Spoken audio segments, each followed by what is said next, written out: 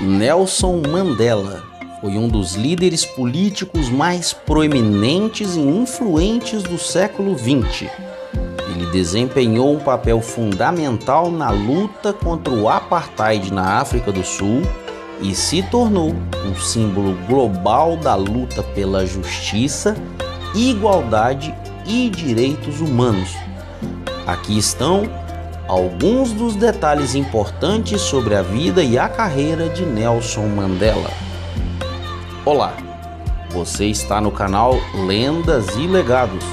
Se gosta de conteúdos como este, não se esqueça de deixar um joinha, fazer um comentário indicando de que assunto você gostaria de ouvir falar, compartilhar com teus amigos.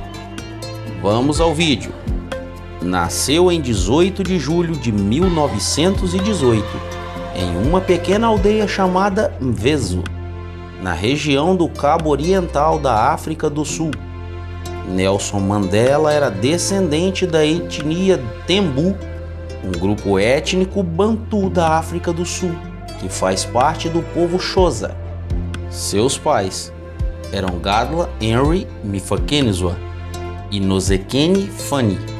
Ao longo do tempo, ocorreu a interiorização sul-africana dos Boeres, descendente dos colonizadores holandeses, franceses e alemães, que inevitavelmente entravam em choque com os diversos grupos bantus, que eles chamavam de Kafré, infiel em árabe. Povos como os Xhosa, Zulus, Tswanas, Ngunis e Sotos, donos originais das terras. Em 1795, os ingleses chegam à região e passam a dominar cada vez mais áreas.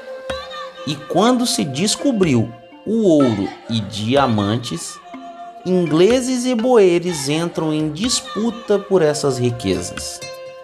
No final do século XX, a África do Sul era uma colônia britânica, resultado do Tratado de Vereeniging, que pôs fim à guerra com os boeres. Nesse tratado, o Afrikaner, língua local, foi posta de parte e somente o inglês e o holandês foram reconhecidos como línguas oficiais na região. E a metrópole incentivava a imigração de indianos e chineses, marginalizando ainda mais a população negra. Na província de Natal, em 1906, morreram cerca de 4.000 Zulus, no que ficou conhecida como a Rebelião de Bambata. Em 1910, aprovou-se a Lei da União, na qual a Colônia do Cabo, Natal, Transvaal e o Estado Livre de Orange compuseram a então chamada União Sul-Africana, em que os africânderes gozavam de certa autonomia administrativa, enquanto os denominados territórios de Bazotolândia, atual Lesotho, Bechuanolândia, atual Botsuana, e Suazilândia e Rodésia, atual Zimbábue, permaneceram sob o domínio britânico. Em 1912, foi fundado o Congresso Nacional Africano por Nacionalistas Negros, formado por bantus para fazerem frente às leis segregacionistas. As crianças negras recebiam uma educação eurocêntrica com moldes na cultura britânica. Mandela declarou uma vez que as crianças aprendiam a serem ingleses negros. Em 1948, a situação política deu uma guinada para a radicalização, com a ascensão de poder do Partido Nacional. Com o domínio dos africânderes no governo, é institucionalizada a segregação e a subjugação dos não-europeus, num sistema que foi denominado de apartheid. As pessoas eram separadas por sua raça, em um sistema jurídico que excedia as regras adotadas nos estados sulistas da América com as leis Jim Crow. Negros foram retirados de suas casas e levados à força para uma espécie de bairro afastado dos grandes centros, onde só poderiam voltar para trabalhar se tivessem convite escrito por seu empregador, uma espécie de passaporte. Não tinham direito a votar e eram tratados como uma subespécie. Em meio a esse contexto de sofrimento e opressão vivido pelo povo negro, surge um nome que traria muita dor de cabeça, insônia e preocupação aos ingleses. Nascido em 18 de julho de 1918, em uma pequena aldeia chamada Mvezo, na região do Cabo Oriental, África do Sul, Nelson Mandela era descendente da etnia Tembu, um grupo étnico bantu da África do Sul, que faz parte do povo Xhosa. Ele era um entre 13 filhos. Era sobrinho do rei Jonjintaba e do reverendo Macholo da Igreja Metodista. Dois homens influentes não só entre os negros, mas também com os brancos. Seu pai foi um chefe local e conselheiro do regente. Ele recebe um nome ao nascer de Rolihlahla Dolibunga Mandela, que em Xhosa significa agitador e pode ser considerado profético. Em 1925, passou a frequentar a escola primária da Vila Kunu e lá recebe de sua professora o nome europeu de Nelson, em homenagem ao almirante Horatio Nelson. Isso era um costume obrigatório imposto pelos ingleses para as crianças que frequentassem a escola. Ele começou na escola preparatória Clackbury, passou pelo colégio Hildetown, um internato, e entrou posteriormente na Universidade de Fort Hare, a primeira universidade a lecionar para negros na África do Sul. No segundo ano da faculdade, participou de um protesto universitário que boicotava as eleições do Conselho Estudantil, onde acabou sendo eleito. Sua liderança na organização de protestos estudantis o colocou em conflito com a administração, que viu suas atividades como subversivas. Como resultado, Mandela foi expulso da universidade em outubro de 1940. Foi trabalhar em Joanesburgo e continuou por correspondência a cursar o bacharelado de artes na Universidade da África do Sul. Em 1943, se formou e ingressou no curso jurídico da Universidade de Witwatersrand, onde se graduou. Se tornou um advogado e, posteriormente, um líder político na luta contra o apartheid. Esse período de sua vida marcou seu despertar para as questões políticas e sociais que moldariam seu futuro compromisso com a luta pelos direitos civis e a igualdade racial. Luta contra o apartheid. Ele se juntou ao Congresso Nacional Africano, de sigla ANC, em 1943 e rapidamente se tornou um dos líderes do movimento anti-apartheid. Mandela se envolveu ativamente na luta contra o apartheid, um sistema de segregação racial oficialmente instituído na África do Sul em 1948. Em 1950, leis segregacionistas foram impostas e em Sophiatown moravam cerca de 50 mil negros que em 1953 foram desalojados junto com mestiços e indianos em um claro exemplo dessa ação.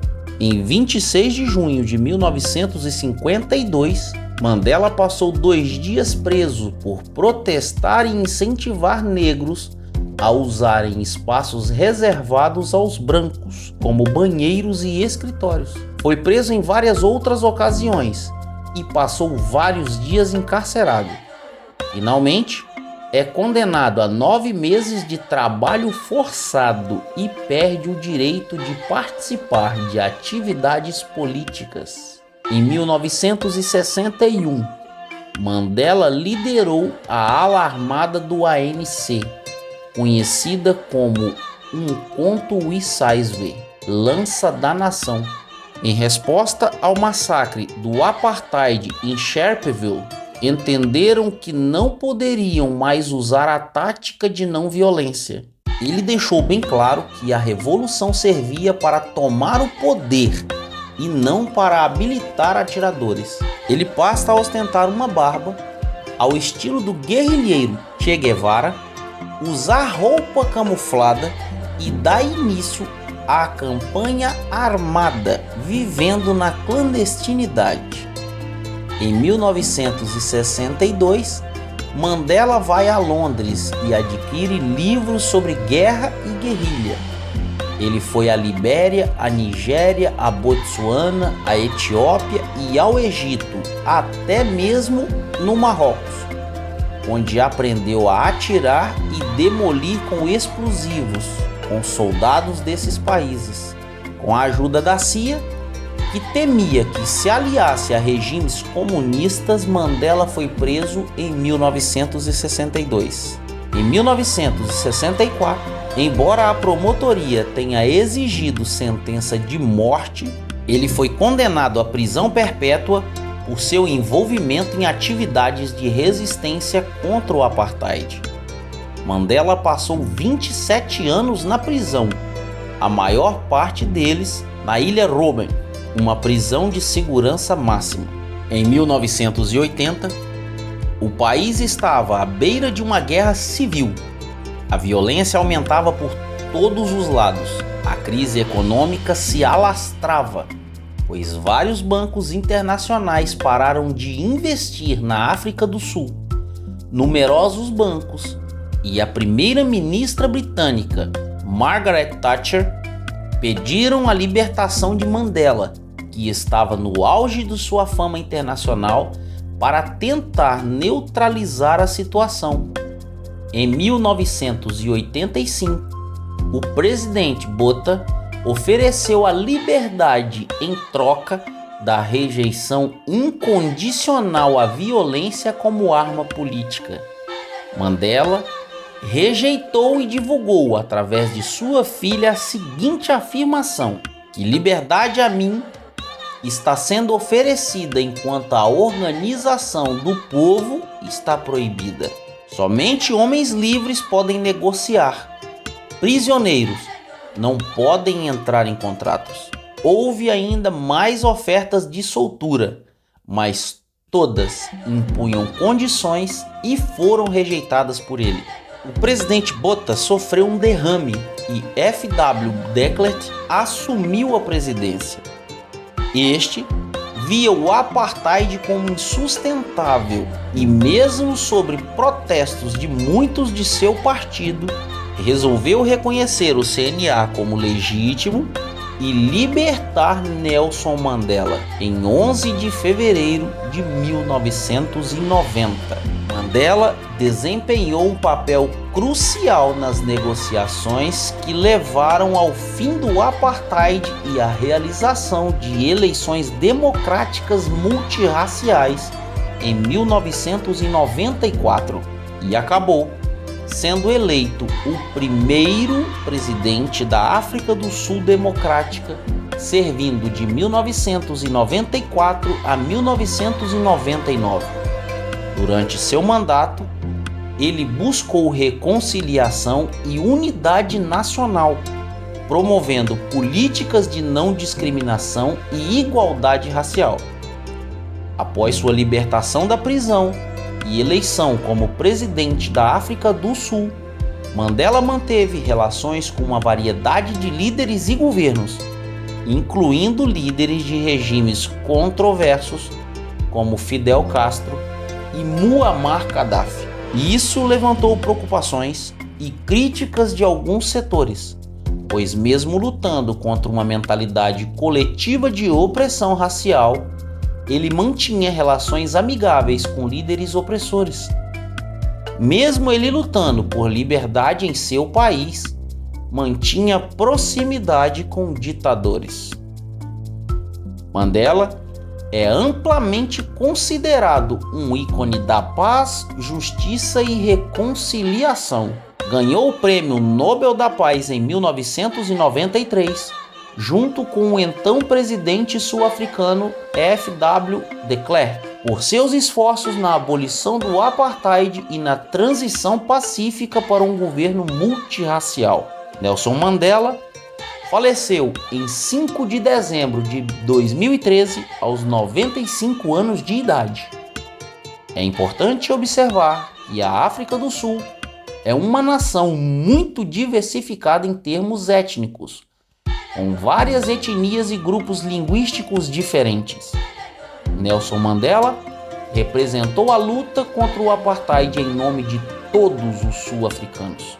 Independente de sua origem étnica, e sua liderança transcendeu barreiras étnicas em busca de igualdade e dos direitos humanos para todos os habitantes do país. Seu legado continua a inspirar pessoas em todo o mundo na luta contra a opressão, discriminação racial e pela promoção dos direitos humanos.